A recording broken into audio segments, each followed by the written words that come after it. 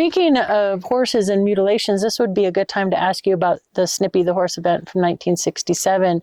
What do you remember about that event? Well, I'd read some things, heard things, and so on, but I'd been involved anecdotally in some of the investigations because I knew some of the really good investigators. I said, well, the important thing is the best stuff about that case was never told to the public in general. And he said, wow, what are you talking about? I said, well, the powder underneath Snippy's head. And he said, I didn't ever heard anything about that. I said the best investigators. I didn't say, Anyway, I said, the important thing about the powder, whether you know anything about it or not, I said, and the others who did know, I said, that powder shows up in other events. Okay. I said, whether you know about it or not. He said, well, what kind of events is that? And I said, well, I said, I have a mutilation case. It's not mine, but it's my associate and wonderful investigator in Brazil. And anyway, the ranch, the guy has a big ranch. He has to drive all the way in town, a day or two to drive and all that. And he left his ranch hand to take care of everything, the cows, the chickens and all that while we're gone. And all of a sudden, the rancher comes back, and it had rained, and a couple of these cows are laying there dead. Chickens are dead. And they're carbonized. It's like Han Solo in the movie Star Wars. Right. Han is Solo, he's carbonized. They're all carbonized. And the rancher's like, what? So he calls his ranch hand, where are you at? And the door is locked, and so he goes to his little window, looks in the window, and the ranch hand is in there, carbonized. Oh, no. Totally. And the dog, his dog, pet dog, is in there, half carbonized, still alive. Oh, my. And of course, the guy said, well, what's so special about that? I said, you can't be that dense. I said, the white powder was found underneath the dog and the man, probably under the cattle and the chickens too, but it had rained, so it washed it away. Right. I said, the powder's been found in other locations and other circumstances that are not related to mutilations. And I don't think I want to tell you anything. I think you probably know everything there is to know. So since you do, you don't need to know anything else. Oh, and that was the end of that. And you just left it at that. Why not? Wow. Well, the thing about knowing everything is there's nothing else to learn. Right. Well, there's always, I mean, you've been in this field and you know there's always stuff learned, right? Yeah, We're always learning. Not for that guy. He knows it all. He knows everything. Right. I mean, that's kind of leads me into that. I mean, with these mutilations, and I think yesterday in your presentation, you kind of mentioned that you believe there could be 3 different things going on simultaneously with these mutilations. Yes. Maybe a military piece to it, perhaps an ET piece that may be occurring. But you brought up a third one that I had never thought about before, and this was people perhaps doing this for reasons. Do you want to talk about that? No. But I will. you got me here on the spot. Yeah, I do. You do that. You do that very well. There are no question. Ted Oliphant was the one who got me to talk about this for the first time. He's the Fife, Alabama cop that got a lot of the cattle mutilation. He and Dr. Altshuler, people like that, really spearheaded a lot of this stuff. Right. We're just latecomers. So I told him, I said, they do this stuff. And he said, who's it? And I said, the alien, whoever they are. And I said, second is we do it. And he said, who? I said, well, the intelligence community, of course. Mm-hmm. And I said, he said, well, I think it's all the intelligence. I said, well, you don't know what you're talking about then. Mm-hmm. Yes, I do. No, you don't. Right. Yes, I do. No, you don't. I said, we're both ex-cops. I said, don't make me embarrass you in front of God and the rest of the world. Mm-hmm. You know better than that. And so I said, look, the third kind of mutilation is, it's, in my opinion, an opinion. Mm-hmm. It's not a belief, it's an opinion. Some of these mutilations are done, and they're very rare. Right. These particular types are very rare. They're done by people who worship these beings. Mm-hmm. They would give anything in the world for them to abduct them because they know that if they abduct me, I am like you. Oh, take me to. We would all, then we would, humanity is, I'm really what humanity is about, that sort of thing. Yeah. And I said, and it's an interesting point of view. I said, when we did our first implant surgery, hand of God, true story, I'm on an airplane flying back. I'm sitting next to a scientist. And he said, "What do you do for a living?" I said, "Look for medical and scientific evidence of alleged human-alien contact." "That's fascinating. What did you do when you were out in California?" I said, "Well, we removed 4 implants from 2 patients." "Oh my God." Yeah. "Let me tell you what you need to do. Are you ready for this? You need to put that implant in me." Remember the people I told you about the mutilate? It's the same mentality. Right. "Put that implant in me." I said, you think that if I put the implant back in you, or with our doctors, we get that done, the aliens can pick you up because it'll get activated. Right. So something about these mutilations too. So, the Rocky Mountain Ranch in the mid-70s, this is where Linda Moulton Howe got her start. At that same time, from like 1975 to 1978, we had these mysterious blacked out helicopters. And one of my questions I always had was kind of like, which came first, the chicken or the egg, right? Thank you. So if military's out there doing some of these mutilations, which I believe is highly likely, but were they privy to this occurring before? And so they're trying to figure out why and what's going on, and then they're mimicking what they're seeing, or vice versa? Or do you have any thoughts about that? Which came first? Good. I would love to hear it. I've worked in Central Intelligence Agency for 3 years, and so that's a small thing, but that may give a little bit of a qualifier to my statement. But first of all, you hear these old rancher stories. "Well, I was sitting on my back ranch, and I was out there at 3 o'clock in the morning, and a white light showed up out there, a bright light, and shined down, and it took off with my cow. Next day, I found it mutilated." And then you hear another rancher somewhere else talking about a black helicopter came over, big light and everything, took his cow, took off, came back, it was mutilated. Yep. Now, you got 2 different events. One's UFO related, and one of them's intelligence. And this is where Ted Oliphant and I had some disagreement. He said, "It's us," and I said, "It's both." And he said, "No." I said, "Yes, it is. It is." And he said, "Okay." I said, "Listen, the DSP satellite, these are 18 at the time, geosynchronous satellites that are the lenses are all pointing to Earth. They have infrared, ultraviolet, and visible light. They can read your watch if they're looking at it, if you hold it still enough, from 23,000 miles up." Whoa. Now, that's not even classified. Yeah. I said, my point is this. If the intelligence community finds out there's mutilations going on, they're going to want to know all about that. Right. So the problem is, how do you deal with it? I said, some of the cows are pre-marked. When an alien touches a cow, it will leave a fluorescent trace on it. Okay. All the intelligence community has to do is call DSP and say, "In your ultraviolet range, could you look in Podunk, Kansas, or wherever? Are there any cattle down there with any fluorescent marks on them?" Oh, interesting. Now we have the cow identified. Right. I've also seen that sometimes these cattle that are pre-marked for mutilation, like 24 hours before, will start spinning or acting strangely or removing themselves from the herd and have a strange behavior. You've heard of that as well? Of course. This can be due to a number of things.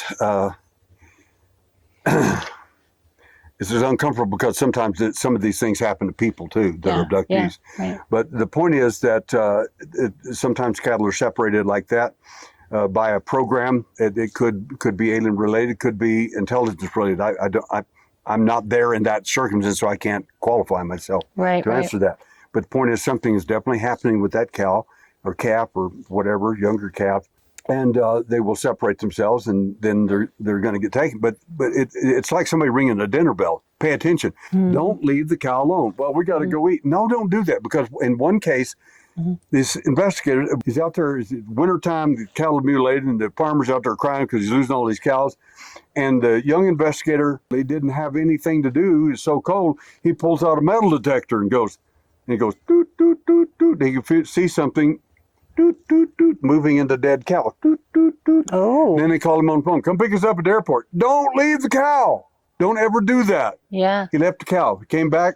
They didn't find anything but a dead cow. Right. It doesn't take long, does it? Don't leave the evidence. Never do that. Right. It doesn't take long. I've had cases. What is the strangest mutilation case that you have heard of or investigated? The most interesting mutilation case that I've been involved in to investigate was in Chapel Hill, Texas. One of my dear friends called me, and she was crying, and, "Oh my God, my favorite horse has been mutilated." And you got to come out and investigate this. One of the apps downloaded in abductees or people you will destroy, ignore, and I said, okay, so we got mutilated last night or this morning or when? She says, no, 2 weeks ago. 2 weeks ago. What? 2 weeks ago? I said, what do you think I need you to do? You want me to dig it up? Is that it? Yeah. Do a necropsy on it out in the field? I said, give me a break. I said, so anyway, I went out, did an investigation, got some video of it. I'll be glad to share it with you if you have interest. But the point is that the amazing part about this mutilation, this horrific case, it was a massive horse, about 17 hands high, big horse. It was brought back.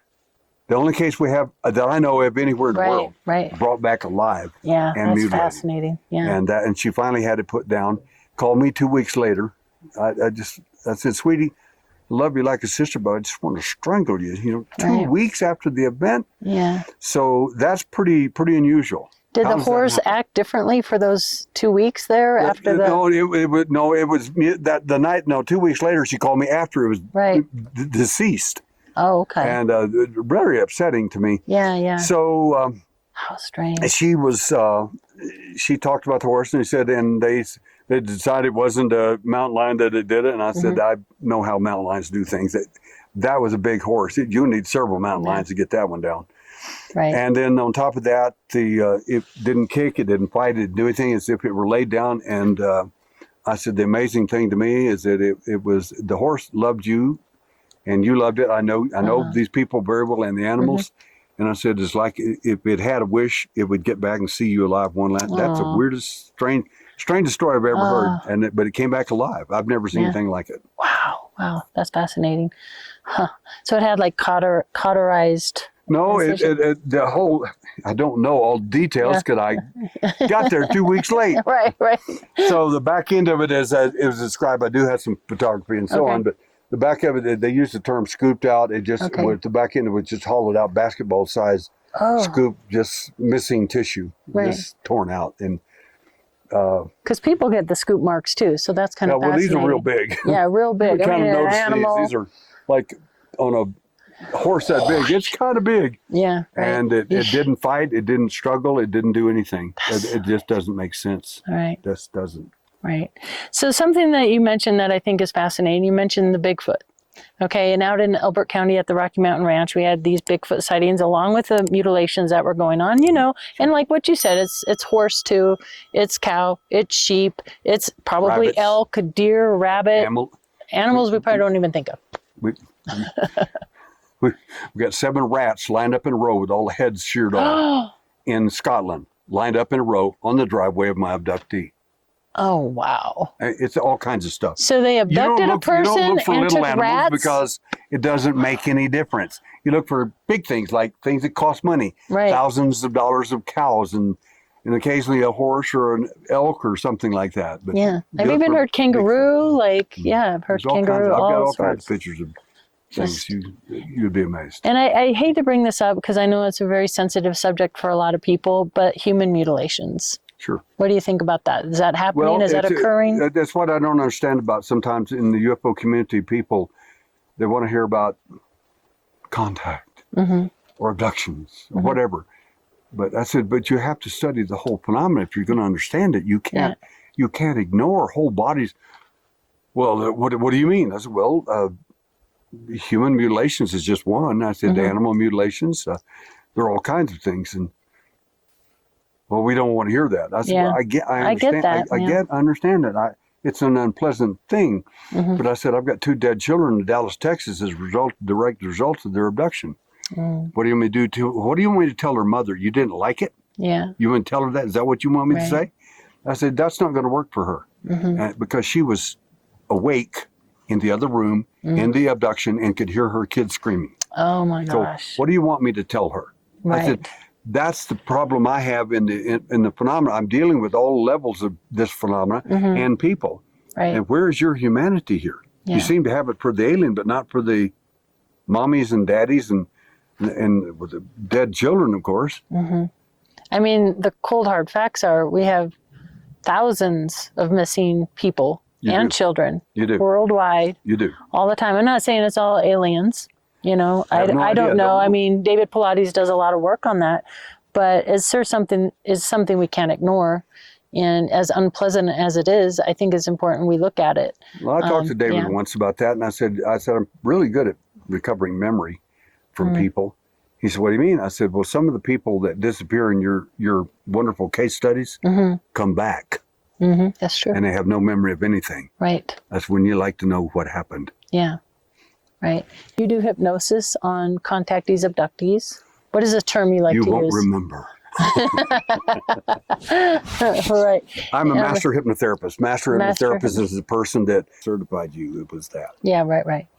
And how long have you been doing that? A long time, but since the 90s. But I said I'm a master hypnotherapist. I'm a hypnotic anesthesia therapist. I'm a certified medical hypnotherapist. I do all kinds of things. I said take people to surgery and they don't have to have anesthesia. I saw that yesterday in your presentation. So you don't have to medicate them. You can hypnotize them. They'll heal up 3 to 5 times faster. That's amazing. And they don't have to sign a statement that says I could die, and it's not your fault. Yeah. That's amazing. Let's talk about, Rocky Mountain Ranch, High-Strangeness Ranches, Skinwalker Ranch, these locations. I know you have experience with some of these, what we call hot spots or high-strangeness locations. And oftentimes we have the trifecta, right? We have cryptids, we have UFOs, we have mutilations, we have the paranormal, that hitchhiker effect that goes on. First question is, do you think they're connected? And what do you think, where's the Bigfoot connected in that? What do you think about Bigfoot? Bigfoot, first of all, Bigfoot is a fascinating thing. Next year, I'm doing a presentation for all Native Americans in the Yukon area. Oh, wow. So That's it'll awesome. be about Bigfoot and implants and all that. Yeah. They want to hear it from Native American perspective. Yeah. Which I can do. Yeah. And then the second thing they want is the scientific medical one, which I'll do that as well as best we know. So Bigfoot, it does exist. They asked me, people begged me, please give your evidence to Dr. Melba Ketchum. They're doing a Bigfoot research DNA. And I said, I called and told them I had a few things. And they said, we got plenty. I said, great. I don't care. I'm not a Bigfoot investigator, but it doesn't mean I don't have any evidence. Right. And they said, what do you mean? I said, well, I got a fingernail from an adolescent, a urine sample from another one, and hair samples since the 1980s. Just because I don't do investigations on them openly, it's not my forte. It doesn't mean I don't have anything. I've been around a couple of times. Yep. I mean, that theory's been going on for decades. Stan Gordon's book, the Pennsylvania UFO Bigfoot sightings, and that's a great book. But, Rocky Mountain Ranch, that was kind of the experience that, by several adults, my sister, myself, and a lot of people out there in that area really connected the UFO sightings, the mutilations, and the Bigfoot as kind of one thing going on simultaneously, as if maybe Bigfoot was a worker or a bodyguard or had something to do with some of these mutilations. Well, I'd be quite a bodyguard, wouldn't it? Yeah, it would. I mean, those cattle are quite large. I used to be a bodyguard. I was chief trainer for bodyguards of Houston. That's what the whole thing is amusing to me. Right. But the fact is, Bigfoot, in my opinion, is just another one of the 7 programs that are being run on humanity for at least the last 150, 200 years. Okay. And beyond that, it's extremely rare to find any reference to that anywhere. Abductions, contact, and so on. For the last 200 years, these programs have been run on humanity, and some of them overlap. In rare cases, we have Bigfoot as part of the abduction with the gray. This is extremely rare, but we do have it. We do have it. We don't try to make anything fit because that's not what we do. It's just the evidence is whatever it is. That's all we can do with that. Right.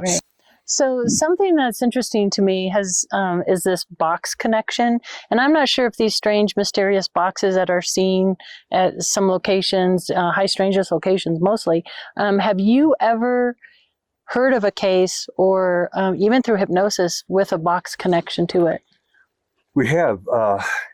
The cases where usually it's anecdotal or reference to some other case, but the cases we have heard about, Bigfoot is usually carrying it. It's about this big. It's got a blue light on top of it, and they're walking down and of course, the question for me right off the bat is, what's Bigfoot doing with a box with a light bulb on it? What's inside there? You got a battery? You got recording something or what? I mean, I'm just a practical guy. I kind of want to know the answer to things like that. Too. If he's carrying a Walkman down there, I want to know where he got the Walkman. What are you listening to? I mean, I'm just that kind of a guy. I want to know practical things. Yeah. So we do hear that.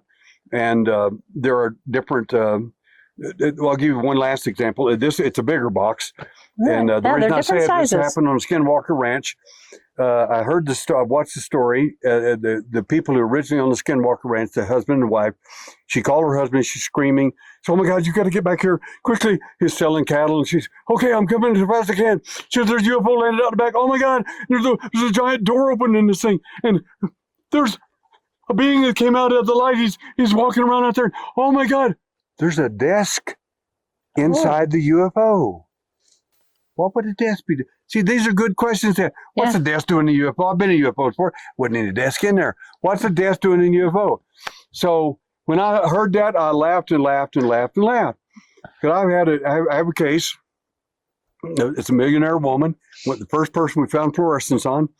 I worked with her. And anyway, long story short, in her event, there is a being very much like what was described, and huge. And she said, and he left the room, and on the desk, I said, "Young lady, have you ever seen a desk in UFO?" She says, "No." Mm-hmm. "What do you think a desk is doing there?" She said, "I don't know." And on the desk there's a file, and it says JD. And I said, "Okay."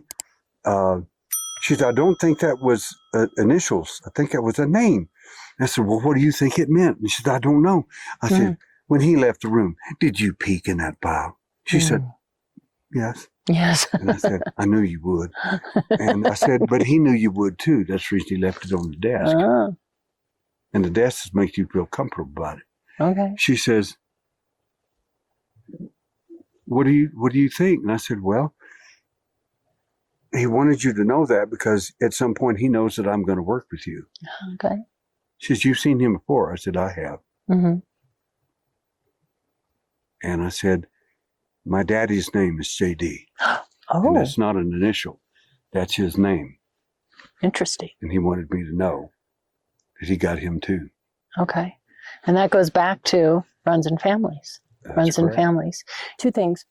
On these High-Strangeness ranches, and we're talking about the Bigfoot, the boxes, these cryptid creatures. Do you believe that there are portals on Earth in locations? Do you think that there's creatures or beings or even ETs that can, go underground, move? Are they hiding underground? Are there portals? Do they disappear? What's going on there? Why are we seeing a Bigfoot and, over there in the tree and then boom, he's gone? What's happening there? Do you have any ideas on that? It amazes me that people that hunt Bigfoot, as an example, they see him in a FLIR and all of a sudden he's gone. You're right. Don't you have a brain to figure out what's going on there? Mm-hmm. I mean, well, he must have dug a hole underground. Really? I mean, do you really believe that? So I've got my own ideas about that, which I've never told anybody about, and stuff that we discovered on that massive craft that was so big I talked about in the mass abduction stuff that occurs at Skinwalker, and that stuff was directly attached to that craft, like the desk in the same UFO landing, the desk in my abductees experience 20 years before. It's all connected. Maybe the desk is a box. I mean, in the Higdon case, he had a big box, and these boxes come in different sizes. I had people come up to me at conferences saying maybe they can be communication devices, maybe they're calming the cattle or isolating certain cattle. I've had ranchers tell me, and maybe you can speak to this a little bit, where the locations where these mutilations are occurring, the cattle seem more calm. In adjoining pastures, they're all up in arms and freaking out. So maybe these boxes are doing something to calm these cattle, or in some kind of way, or that's all those things are possible, and they're certainly mentioned. The thing I look for is are different things before the boxes showed up. Okay. How'd they do it before then? Yeah. So the one thing that shows up all the time with a lot of people is, how come the crickets aren't chirping anymore? Yeah, that has effect. Where are the birds? Why does it sound like it's just dead quiet out here? And with abductees, if the aliens are going to start showing up, they're anywhere near, they sense when they're coming. They will pick it up. And the other people who are right next to them, the wife or husband asleep in the bed, whatever, they'll just conk out. Yeah. We call it getting nuked. Yeah. And they won't have a clue. Right. And, Like a paralysis will the come other over. people get picked up, and Yeah. that's just the way it works. Yeah. So something I wanted to talk to you about that's a more personal experience for me is the first time back to the ranch since I was a small child was when I was filming for Beyond Skinwalker. And that particular night we had an unexpected blizzard come up. I'm walking with the film crew in the dark out to the woods, which by the way, we had some unusual, almost Bigfoot prints show up out of nowhere and kind of was really Funny interesting. how that happens. Right. The next day though, I was having lunch with my daughter at Red Robin. We had the day off of filming and my back started bothering me. My daughter checks out my back and it looks to me like 3 fingers on my back. And I'll include the picture with it so people can see it. But what's really interesting about it, it was hot to the touch. It blistered. I don't know if it was a radiation burn. I had several layers of clothing on. And I'm just curious what you think of that. Since I wasn't there, I don't know. Right, but right. with my best guess, as a contact event, you were not wearing the clothes on your back at the time. And many abduction experiences, people are wearing any clothes, period. They So is it possible then, I mean, because from my perspective, I never went anywhere. I mean, I had film crews around me. You know, I was freezing cold. I actually fell over the barbed wire. My jeans were soaking wet. And I was freezing. Here's what did happen though. They did put me in this pickup truck to warm me up for like 20 minutes. And I'm facing the tree line where I had these bad experiences when I was a kid. And I just was like, where did everybody go? Like, you just left me here to warm up. the whole point. You're just missing time. Yeah, And, it was really strange. It is strange. One of the ways that you can possibly uncover that is to go back to the event, and there are techniques that we use that are a lot different than other people.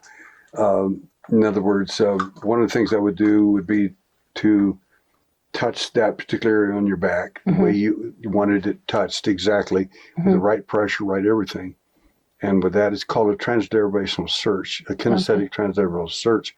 It'll take you back to the exact moment and instant that thing happened. Because I didn't feel it when it happened. I didn't lean against anything. I had several layers on. So I just don't know, even if it was like, let's say they're out there messing with directional weapons or something, and you know, why would they do that? First of all, why they shoot me with why would they do that? Like, that doesn't make any sense. It doesn't make any sense, and I just, for the life of me, can't figure out how that happened or what did that to me or why. And I don't necessarily feel it was a negative thing. I didn't feel negative about. Maybe they were trying to keep me from falling. Maybe that was it. I'm like, wow, this woman's falling. Yeah, I don't know. But what do you have any advice for people? Like, for example, next time I go back, should I carry a black light with me? What are some things I can do, A, to protect myself, and B, if something were to happen again, what can I do to document, or maybe even call you right away? I'm calling Derrel right away. That would be good. Most people call me. Like, when did this happen? This was a couple of years ago, my first time. A couple of years ago. Yeah. People destroy, ignore, and hide their own evidence. Right. 2 years. Well, I mean, I told them right away. I understand that now. I'm messing with you here. The fact is, we have a case that showed up to me from Chile, and a woman was touched on her stomach and on her back. And based on everything we've done, we built models of the hand. It looked like it was a polydactyl giant. The hands are about this I saw big. those yesterday, yeah. And it picked her up and walked off, but her left caustic burns very much like the ones we saw on your back. Yeah, that's what I'm curious now. And one last question before we wind up. I really appreciate you giving me more time than I thought I was going to take, but I mean, I have to ask the questions when I can, when I got you on the hot seat. But another part of the phenomenon is this hitchhiker effect. You know, people visit these locations, or they have an experience, they have an abduction, and then it stays with them, and they have these paranormal things that start happening. Electronic, you know, flickering lights and paranormal things in the house that are more ghostly in nature. What do you think of that, and is it very common across the board? Well, again, one has to, I teach a class on ghosts, demons, aliens, and angels. Interesting. And the signatures of each one of them. Okay. If you don't know the signatures of them, everything. If you see a nail and you got a hammer, you hammer it. It doesn't matter what kind of nails are, you keep hammering, because you got the hammer. That's all you know what to do. Right. But if you know the signatures of each of these, it helps you to identify what's going on. But the hitchhiker effect does happen.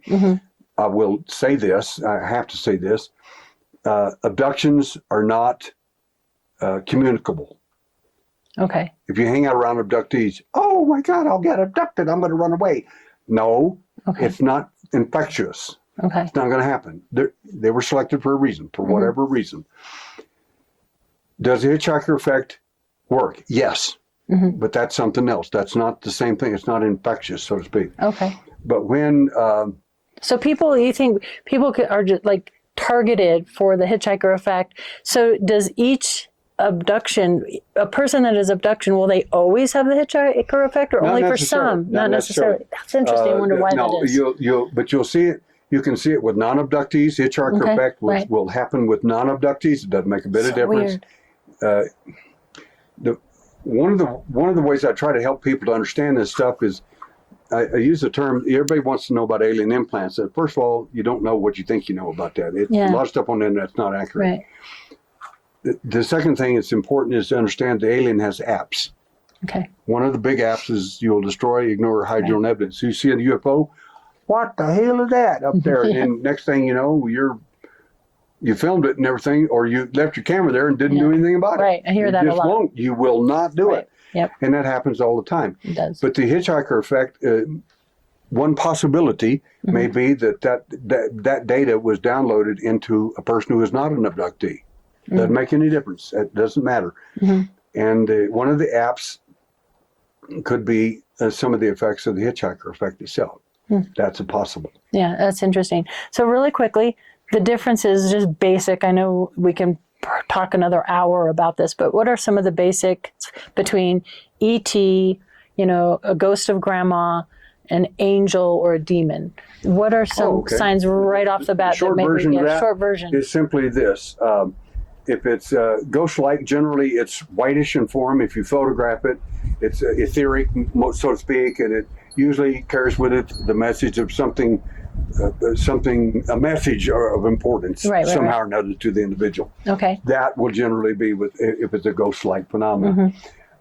If it's UFO related, if it's alien, the signature of the alien, if you take pictures of the alien, oh my God, there's a ship out there. Click, click. I've got pictures from my friends from Brazil. They stay out all night along these vigils, and they send me the most beautiful pictures back in color of these weird, what is that? And I said, they asked me, what is that? And I said, may I ask you a personal question? No offense. They said, what? Did you ever experience missing time while you're doing all this photography? Oh, all the time. Oh. I said, you're filming them coming to get you or them leaving. Oh, wow. I said, they will revert from a physical form back to a light form, and then they'll get in a ship or whatever. You're filming your own event. You don't even know it. So that's another possible. Something demonic. I said, there is difference night and day. Something I said, I've seen 3 cases of demon possession, real demon possession, biblical version type stuff. 2 in Korea, 1 in the United States that I was involved with particularly. So in case of something demonic, I said I said, when you look into its eyes and it looks at you, it knows everything in your head. It knows every fear you have. It gets it totally. Yeah, you're not going to fool it at all. The only thing it respects is, believe it or not, it's something spiritual, and it has to be a faith, and it has to be something that's absolutely real. Right. If you try to fake it, it will see through you so quick. Now, the last one, something angelic. I saw a UFO and it's angel, and I just knew it was an angel. I'm sure it was. Well, one of the things about angels is they will not, real angels, good angels, there's good and bad. The good angels will not accept worship. Okay. The bad ones will. They'll accept all the adoration you want to give them. Okay. That's a good hint that you're talking to the wrong guy. Okay. Yeah, because I was going to ask about the trickster. I mean, there's definitely a trickster element to this phenomenon, so that's fascinating. And so the best advice you have for me, we'll end it there. Best advice, carry a black light. Don't get off the boat. Don't get off the boat. Don't even go to the ranch, Katie. Just don't go. Just don't go. Never go there without the alien hunter. Don't do that. Okay, you're coming along with me from now on. This guy's with me. A good black light would be useful. Always check yourself all the time, everywhere. How long will a mark stay there? How long? It's about 48 hours. The body will finally absorb it. Okay.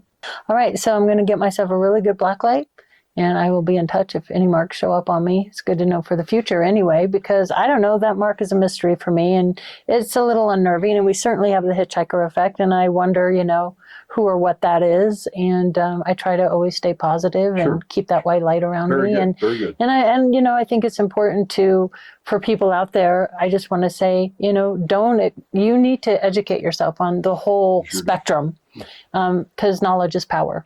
No, in all seriousness, though, I so respect and admire people who have been in this field and they've done this hard work. And I see, and here's a question for you.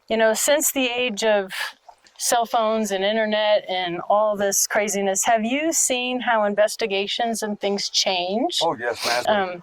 In what way? For the better, for the worse? When I went to Brazil, to Brasilia, the capital, and I met one of the famous, most profound investigators in all Brazil, Irani Garanci. Mm-hmm. And she said, I've been wanting to meet you. Mm-hmm. And she said, you bring science, medical, and all these things to our work. You have revolutionized all we've done. I said, ma'am, I think you're talking to the wrong person. You need to be looking in the mirror. She said, no. You have brought this to us. You have shown us this in your presentation. And this is what we needed to know. And you have done that, and I thank you for that. I like to fell over. But, so your work may be valuable to some people, and others may be behind the curve, so to speak. They're using old techniques, old information, and sometimes we need to upgrade it, and we need to do something different. And that's what I hope to accomplish. I like hearing other people's points of view.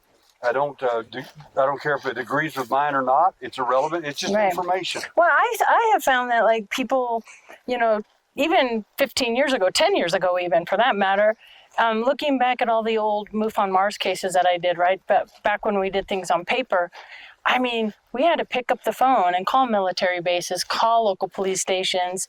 Investigations were done with much more vigor, and you had pages and pages of information. And now we're kind of losing that a little bit, and I'm wondering if we're losing valuable information. One of the things a guy asked me in the presentation yesterday, several people asked, do you have anybody can help me with regression? I need somebody to help me do this. Would you recommend somebody? I said, no.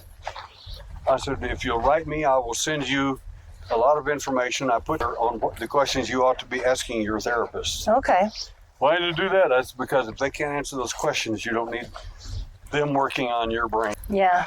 That's true. That's a good point. You really do need to go with somebody. Doesn't make you a therapist. Yeah, no, that's true. That's true. And I think there's so few hypnotists and therapists that specialize in contact abduction phenomena. I think there needs to be more people out there for people to go to, because so many people don't know who to turn to. Well, I appreciate you taking the time to talk with me, and for all the work that you do. I think it's so important. And, it's important for people to know where to go if they, suspect an implant or anything like that. And where can they find more information about you? You can go to alienhunter.com, thealienhunter.com, and you can get to me. Just get down at the bottom, click on it, and it'll automatically email me. Ask any questions you want. You can ask any question in the world except that one. And you don't know what it is, so you don't have to worry about that. I don't think I knew what it was either. I'm not sure I do either. But Katie, you're a wonderful interviewer. It's a pleasure to have been with you. Oh, thank you. A pleasure talking with you as well. And thank you. And thank you guys for tuning in to another episode of Rocky Mountain Ranch Research with Katie Paige, and we'll see you next time.